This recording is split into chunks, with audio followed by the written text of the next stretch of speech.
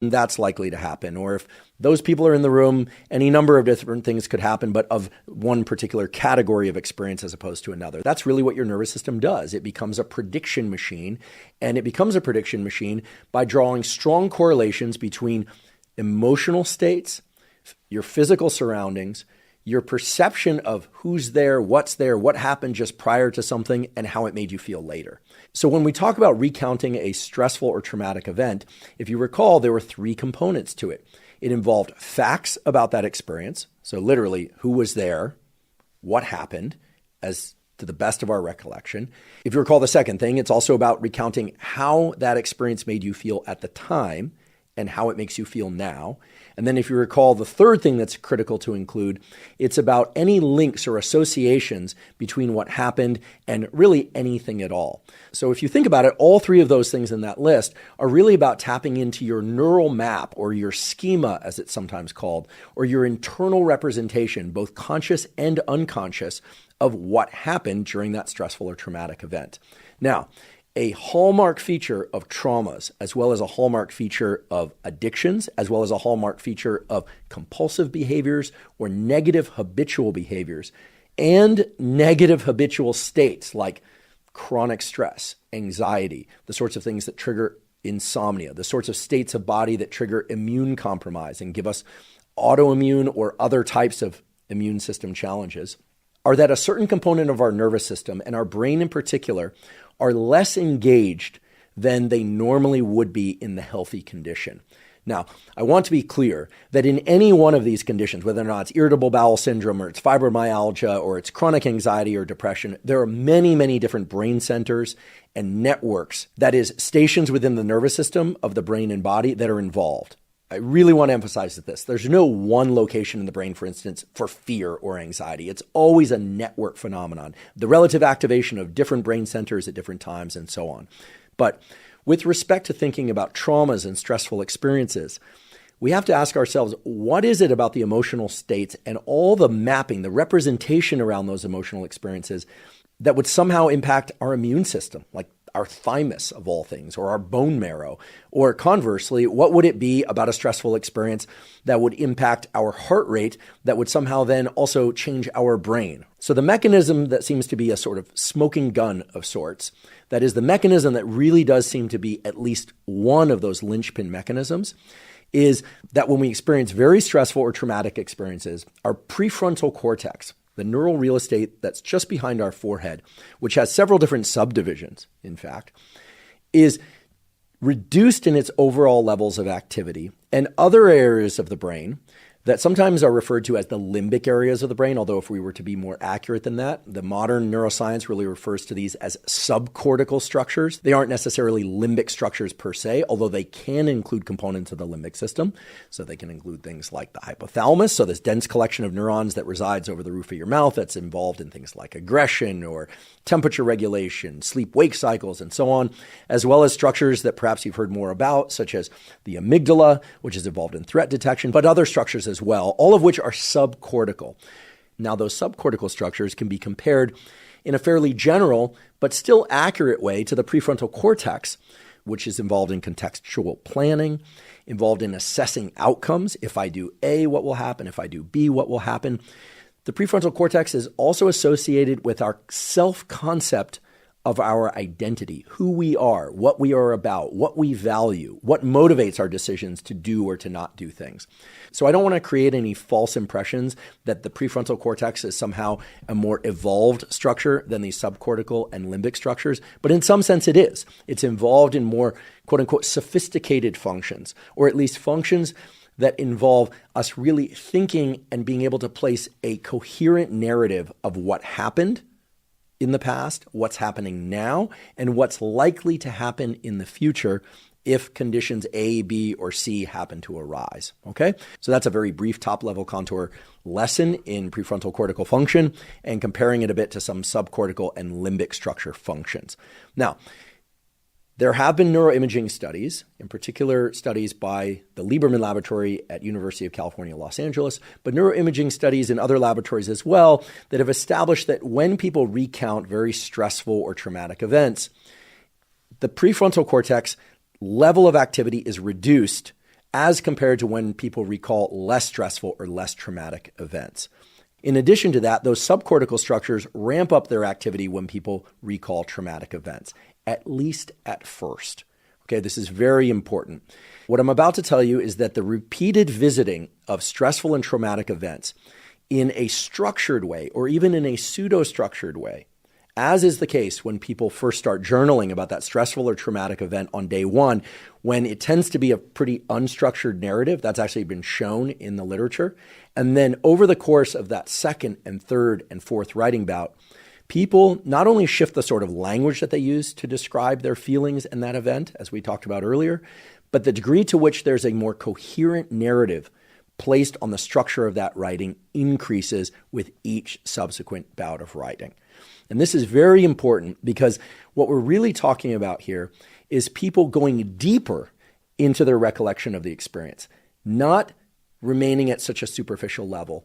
And two things are happening. Even though they're going deeper into this very distressing event, they're perhaps even experiencing heightened levels of distress, right? If you recall back to earlier in the episode when I talked about people who tend to be on the low disclosure end of things, they're not very verbose, they don't tend to use a lot of emotional words, and early on, they're not sharing too much about this experience, and over time it increases, whereas the other group decreased the level of emotionality with each subsequent writing bout.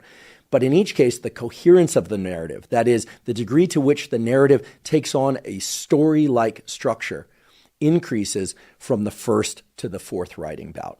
And this is very important because what we're really talking about here is increasing the amount of truth-telling, the honesty around the experience. And when we say honesty, I'm not talking about any prior debate or ongoing debate about what happened during those experiences. Remember, when people do this protocol, you're recalling what happened. What were the facts in your mind? What were the facts? What happened? What didn't happen perhaps is relevant too, but what happened? Second, how did it make you feel? That's something that you are uniquely qualified to answer factually because only you can really know how you feel.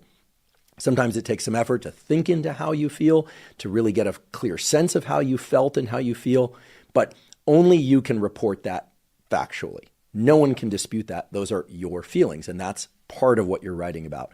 And then, of course, there's the third component of what are the connections between different experiences that are coming to mind. And there again, that is your unique factual report of what's going on inside your head around that event. Okay, so what we're talking about here is an exercise in writing that, yes, is distressing, but that we know, based on neuroimaging data, over time is increasing the baseline levels of activity in certain key areas of the prefrontal cortex.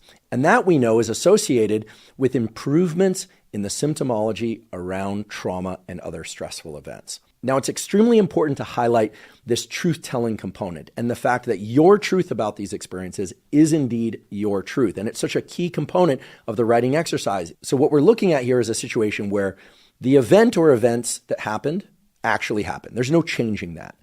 But your narrative about those events is vitally important in terms of how you experience either ongoing distress from or relief from those events. And in sort of a counterintuitive way, reporting those events in a way that initially is very stressful or that can be stressful in any number of those different four writing bouts, over time provides relief from that stress. So why do I say counterintuitive? Well, you could say, okay, well then does distress itself cause changes in the prefrontal cortex that are positive? No, in fact, the opposite is true. We know that being under conditions of duress or stress or trauma reduces activity in the prefrontal cortex. And here we're saying recalling that trauma and stress in ways that are highly emotional and negative is actually increasing ongoing activity in the prefrontal cortex. And indeed, yes, that is the case. So how could that be? During development, neuroplasticity is a passive process. Whatever we are exposed to changes our brain in a way that allows us to more reliably predict the future, right? That's one of the key functions of the brain. But as an adult, meaning from age 25 onward, and really that's not a strict cutoff, could be late teens, maybe 19, all the way up to, say, age 120, which we think is perhaps the maximum lifespan that humans could possibly reach. We don't know. Most people don't reach 120, but let's say from 19 all the way up to 120, we know that neuroplasticity is created when the nervous system goes into states that are atypical as compared to our normal waking states. And one of the key triggers for neuroplasticity is when we have high levels of the so-called catecholamines, dopamine, epinephrine, and/or norepinephrine in our brain and body. That creates a state change that we call autonomic nervous system shift, where we have elevated heart rate, more distress, high degrees of emotionality. It is highly uncomfortable often, and yet that signals to the neural tissue, hey, something's happening here and we need to rewire, we need to change. And the actual rewiring occurs during deep sleep and states such as non-sleep deep rest or anytime we're in a deep relaxation state. Some of you have heard me talk about neuroplasticity before, but the key elements to remember for today's discussion is that these states of heightened levels of emotionality are the trigger for neuroplasticity, and that the actual rewiring of neural connections happens in sleep and states such as non-sleep deep rest. So if we were to be completely logical, we would sit back at this point and say, okay, here's a protocol in which we deliberately make ourselves stressed out again about a very stressful or traumatic event. And yet, even though that stressful or traumatic event at first created problems for our mental and physical health, by revisiting it and triggering that stressful experience again 4 times in a lot of detail, somehow it's giving me relief from that experience. It's creating positive mental and physical shifts. I mean, how could that be? How could it be that the negative experience on the one hand creates problems, and then on the other hand, recreating that negative experience relieves those very same problems? There's something completely illogical about that framework, right? Well, here's where things get really interesting. There have been 2 separate collections of work in the psychology and neuroscience literature in the last 10 years, which have focused mainly on 2 concepts. The first concept is that extremely stressful and traumatic experiences, because they induce a relative reduction in the activity in the prefrontal cortex, divorce our mind from creating a coherent structural narrative about what happened during those particular episodes. And in doing so, create a sort of confusion about responsibility. Now, there's a whole discussion to be had about this, and we will have that discussion in a future episode of the podcast about how trauma is actually mapped within the brain and body. There are a lot of theories about this, right? Sometimes we hear that it's all mapped within the body. Sometimes we hear it's all mapped within the brain. Turns out, as is almost always the case, it's both. But there does seem to be both neuroscience-based and psychology, both clinical and research psychology-based evidence for the idea that when people experience very stressful and traumatic events, that the representation of those events is somewhat fractured in the sense that people, by not talking about them, by not creating a coherent narrative around them, start to form false correlations between the kind of stress that they create in our body and mind when we think about them, and a confusion about what happened, a confusion about why we feel terrible when maybe we weren't the perpetrator, or create a sort of lack of coherence between our bodily state and what we're thinking, especially because we're not the perpetrator, right? Here we're talking about traumas and stressful things that happened to us. Maybe we were participants in that by virtue of our circumstances, but when we talk about traumas, what we're really talking about are things that we would have never elected to do otherwise. Okay, so I don't want to be too abstract about this, but again, within the neuroscience and psychology understanding of trauma and stress, it seems that there's a lack of coherence about the narrative. There's also a mismatch between the bodily state and thoughts about that experience. And there seems to be a confusion about who or what was responsible for inducing that negative state in a way that, in some sense, causes people to set aside that narrative and try and push it away and not think about it, because it is confusing. It can often even be discombobulating. For those that have suffered from very stressful events and trauma, I think some of this will resonate with you. Now, a separate literature that's largely nested just within the neuroscience community, although it's starting to wick out into the psychology community as well, is the idea that when people tell the truth, and in particular when people tell the truth with a very coherent, structured narrative, the levels of activity in the prefrontal cortex increase, but not just temporarily. That is, that there's neuroplasticity of these prefrontal cortical structures, which are both involved in generating coherent narratives, but are also involved, and this is super important, that are also involved in regulating the activity of those subcortical structures like the hypothalamus and limbic structures. In other words, that when we can increase our understanding of an event, when we can understand why certain emotions arose, what our role in it really was, what others' roles in that particular event were, well then, by increasing the activity of the prefrontal cortex, it's better both in that moment and going forward to regulate the activity of these other subcortical structures. And I think one of the more impressive experiments within that whole field of linking prefrontal activity to truth-telling is an experiment that was published a few years ago in the Proceedings of the National Academy of Sciences, entitled Increasing Honesty in Humans with Non-Invasive Brain Stimulation. Now, this is a very artificial scenario where people come into the laboratory and they have people do what is essentially a die rolling game. They roll dice. Okay, so they're rolling dice, and then after they roll the dice, only they can see the score that they get with those dice. And then a number is presented on a screen, and they have to report whether or not the die roll that they did matches or does not match the number that's presented on the screen. And if it does match, then they get a monetary award. And the monetary award is not huge, but it's not insignificant either. For each die roll where they match the number that's presented on the screen, they get the equivalent of, and because this experiment was done in Switzerland, 9 Swiss francs, which at the time of the study corresponded roughly to $9, and today corresponds to roughly $10. So they do this repeatedly, and so in some sense, the subjects in these experiments are in a place to make not an enormous amount of money, but again, not an insignificant amount either. Now, here's the key component of the study. The statistics of the dice that they roll and the statistics of die rolling and the numbers that they are presented make sure that there can only be a correct match on average 50% of the time.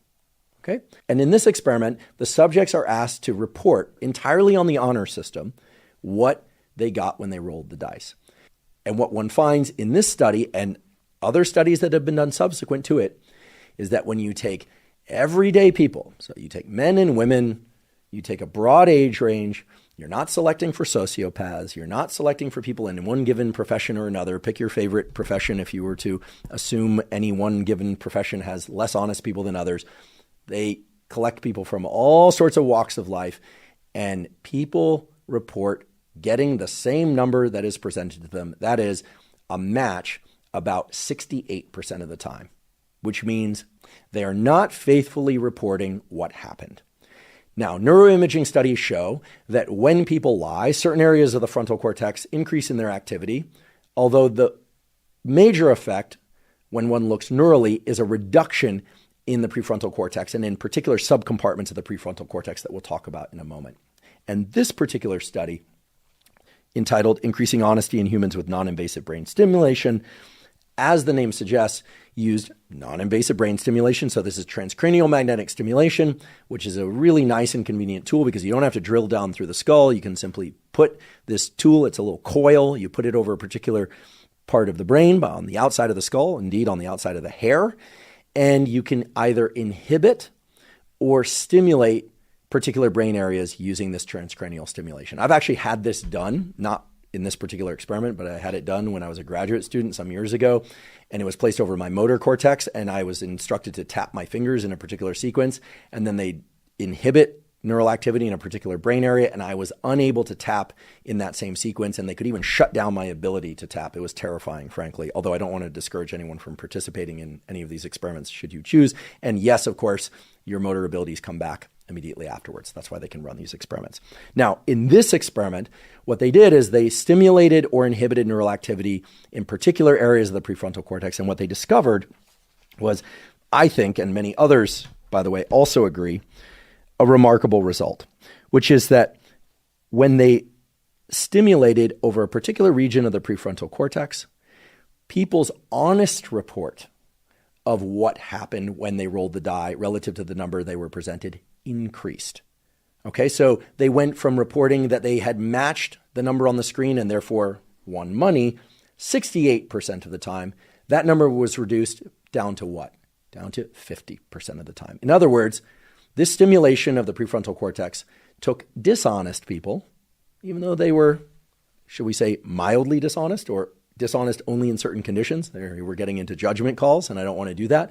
and made them truly honest. They faithfully represented reality when a particular area of the prefrontal cortex, and that area, by the way, is the dorsolateral prefrontal cortex, was activated. They became truly honest. They faithfully represented what happened in the die rolling game. Now, the conditions in this experiment are far and away different from the journaling protocol that we've talked about up until now. However, there have been subsequent studies that have shown that indeed, when people tell the truth to the best of their abilities, they are absolutely trying to faithfully report what happened in a given experience of theirs. Activity in the prefrontal cortex goes up and it persists afterwards. There is indeed neuroplasticity of the prefrontal cortex.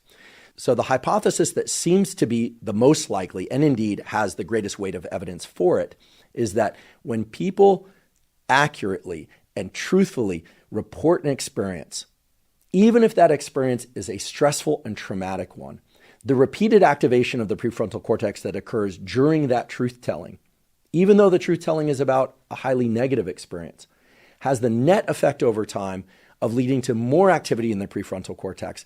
And that has a sort of runaway positive effect in the sense that it creates a more coherent framework and understanding of the stressful thing that happened, right? So all that discombobulation and that lack of coherent story that then leads to lack of coherence in terms of one's autonomic function. So underlying stress and confusion about who's responsible, that does seem to be resolved, or at least partially resolved.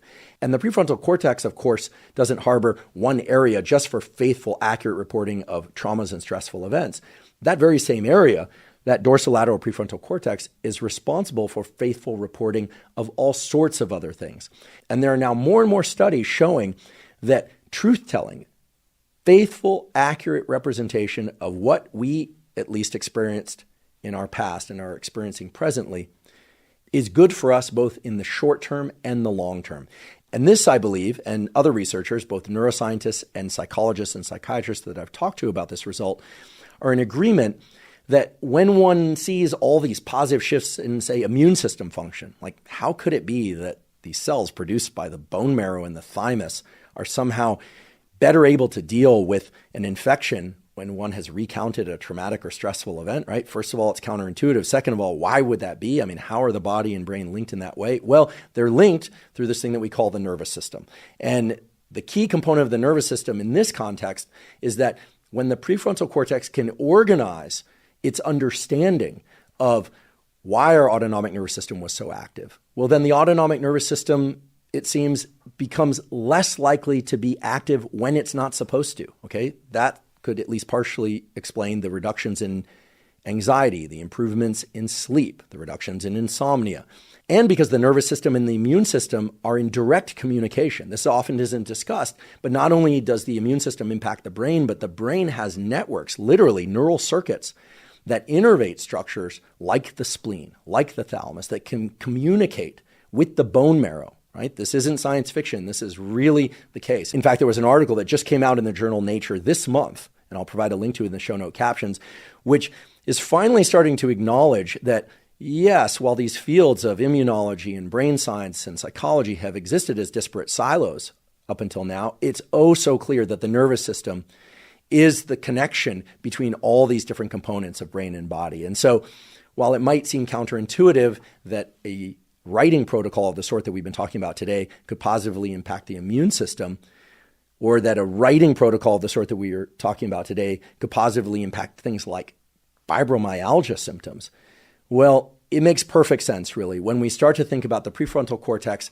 as this highly flexible seat of our cognition, about our self-representation, our ideas about who we are, and about when certain elements within our brain and body ought to be activated and when they ought not to be activated. Because so much of the negative symptomology of stressful events and traumas is about the kind of disarray and discombobulated activation of wakefulness in the middle of sleep, right? Getting woken up in the middle of the night and not being able to go back to sleep, or elevated heart rate, panic attacks, anxiety, and on and on. I talked about some of this in the Huberman Lab podcast episode that I did about stress and how to master stress with particular protocols. It also came up in the discussion with Dr. Paul Conti in the episode about trauma and the series on mental health. So what we're pulling together here is a mechanistic understanding of why something like writing for 15 to 30 minutes about a stressful or traumatic episode would or even could induce all these positive shifts in mental and physical health. And while we don't have a complete understanding about the underlying mechanisms, the activation and the neuroplasticity of the prefrontal cortex seems to be one of the most logical and the most likely that sits at the center of at least the top list of the most important mechanisms. I want to be clear that yes, indeed, I'm saying that when you write about your truth, about the facts, the events of an experience, and your emotions as they relate to that experience and the connections that you draw between any number of different things around that experience, that the truth-telling is the stimulus and that the emotion that accompanies that truth-telling is what allows for neuroplasticity to occur. And that indeed truth-telling and heightened levels of emotion, even if they're negative emotions, really do seem to have a positive rehabilitative effect. They're not necessarily going to cure every ailment. I certainly don't want to give that impression, nor am I saying that people can't still benefit from therapy, talk therapy, or other forms of therapy like prescription drug therapy, etc. Those certainly have their place. You should talk to an expert psychiatrist, psychologist, medical doctor, of course.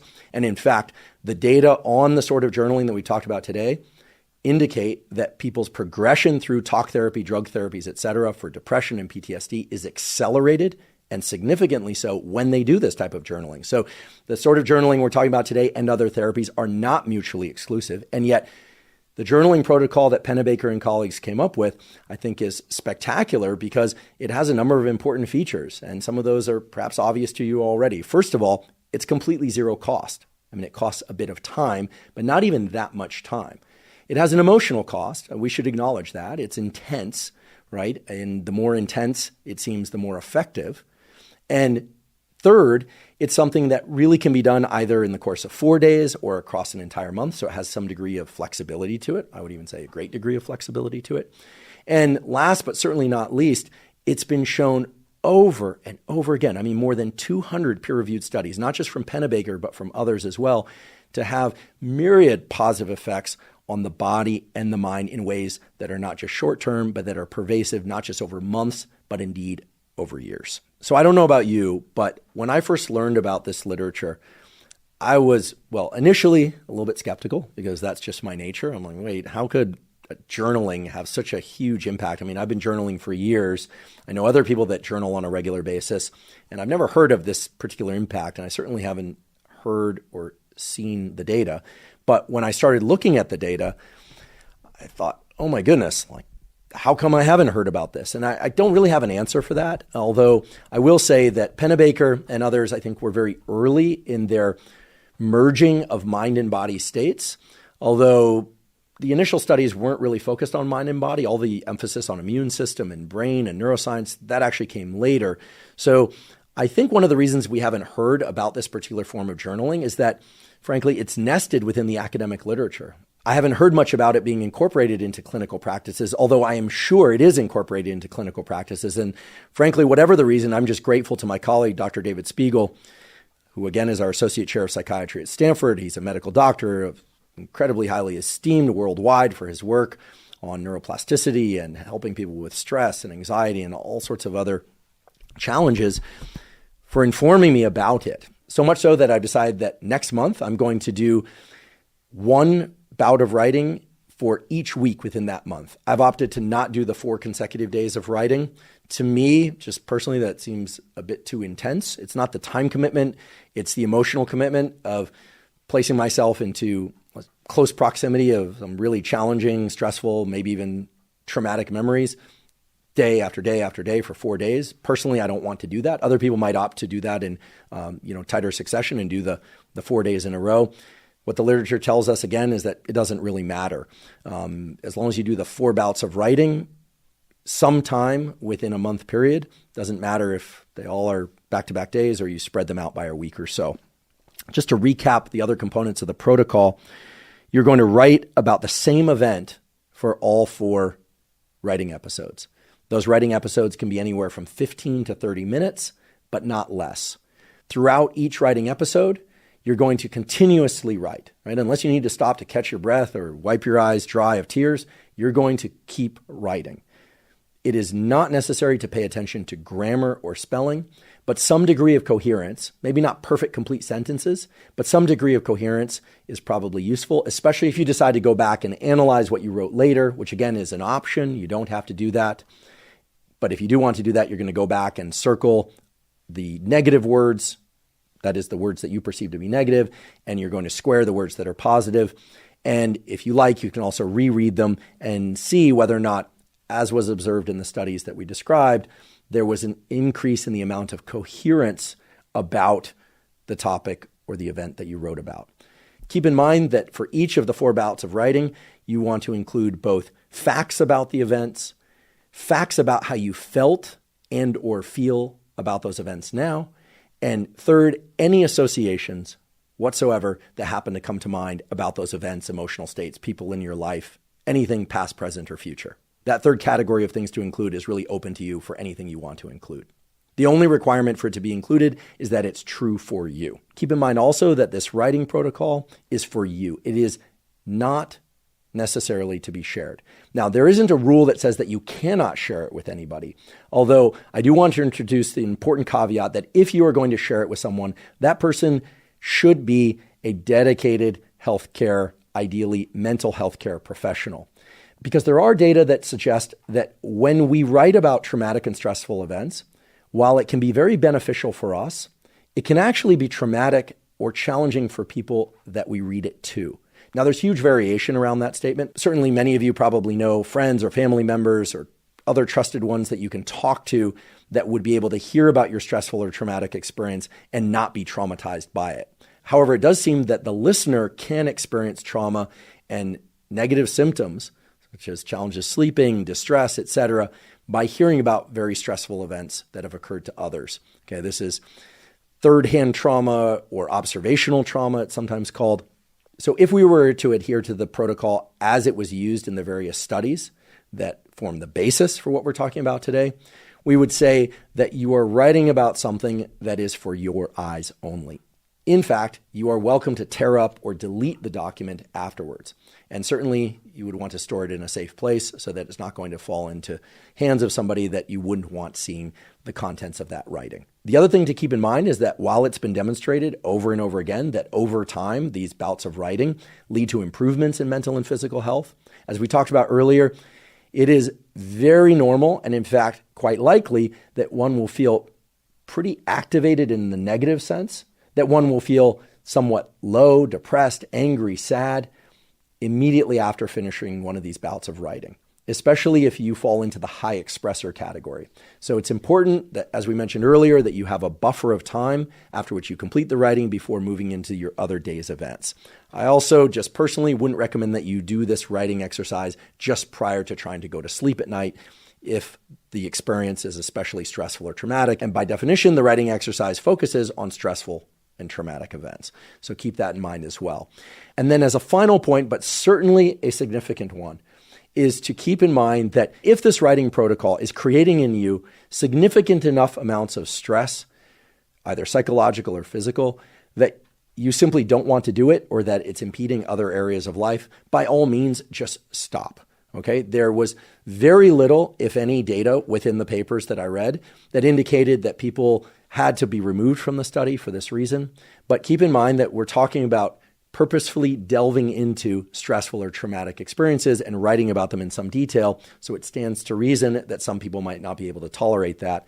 And I want to strongly request that before anyone embark on this writing protocol, that you ask yourself whether or not you are indeed prepared to deal with the emotional state that might accompany faithful, accurate recollection of what happened, what you felt, and any links or experiences a full 4 times across the protocol. I also see no reason why you couldn't do this protocol for something that wasn't the most stressful or traumatic event in your life, but rather take your first pass at this protocol with something that was very stressful, maybe even traumatic, but perhaps not the most traumatic event as a way of sampling whether or not it's for you. In fact, I plan to do that. In reviewing the literature and preparing for today's episode, I wrote down 2 things, possibly 3, that I would want to write about.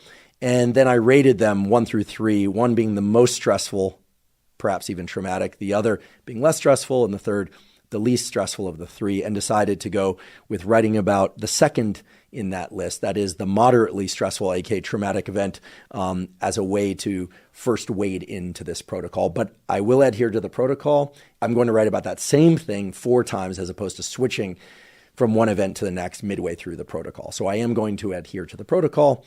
I'll certainly be happy to get back to you and let you know how it goes. I invite you, if you like, to embrace this protocol, to try it. We've provided links to the literature that supports this protocol. Again, it's very rare, perhaps the first time that I've ever done an entire podcast episode about a single protocol or to formulate an entire podcast around a protocol.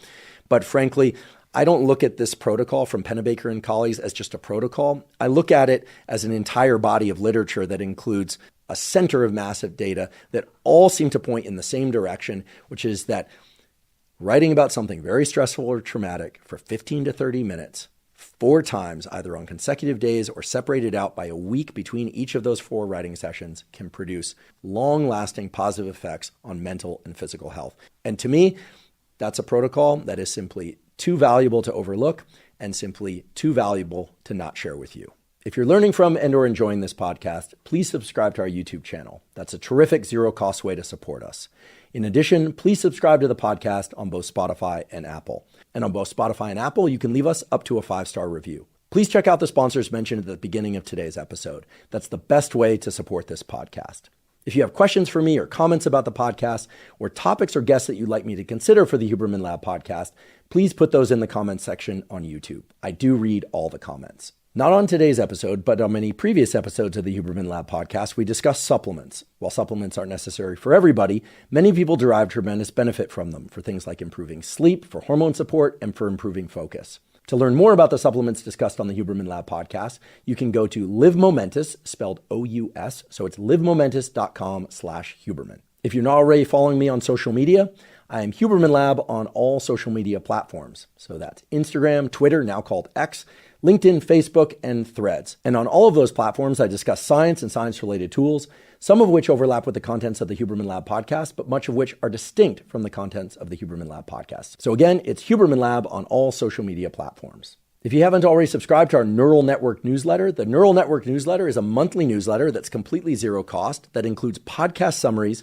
as well as toolkits. Toolkits are brief PDFs that describe protocols for things like neuroplasticity, for improving your sleep, for dopamine regulation, for exercise, flexibility, and on and on. Again, all completely zero cost. To sign up for the Neural Network newsletter, you simply go to hubermanlab.com, go to the menu tab, scroll down to newsletter, and put your email there. You'll receive an email, and if you approve, you'll start receiving the monthly newsletter. Again, it's completely zero cost, and I want to point out that we do not share your email with anybody. Thank you for joining for today's episode, where we discussed a journaling protocol that has been demonstrated in the scientific literature to significantly improve. That's a terrific zero-cost way to support us. In addition, please subscribe to the podcast on both Spotify and Apple. And on both Spotify and Apple, you can also leave us up to a 5-star review. Please also check out the sponsors mentioned at the beginning and throughout today's episode. That's the best way to support this podcast.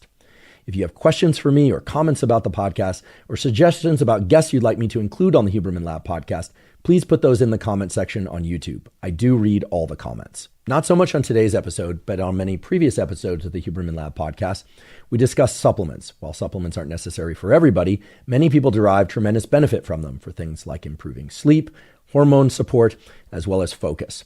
The Huberman Lab podcast is proud to have partnered with Momentous Supplements. If you'd like to see the supplements discussed on the Huberman Lab podcast, you can go to Live Momentous, spelled O-U-S, so it's livemomentous.com/Huberman. If you're not already following me on